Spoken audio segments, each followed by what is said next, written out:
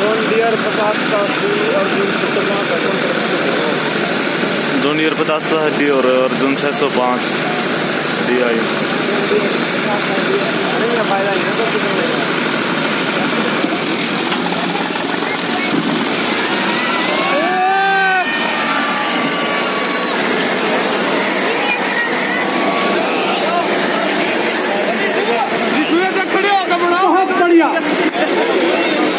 बहुत बढ़िया मैच हुआ भाई। बढ़िया 575 दी हुक्को के करवाल काले कही अगले ट्रैक्टर रेडी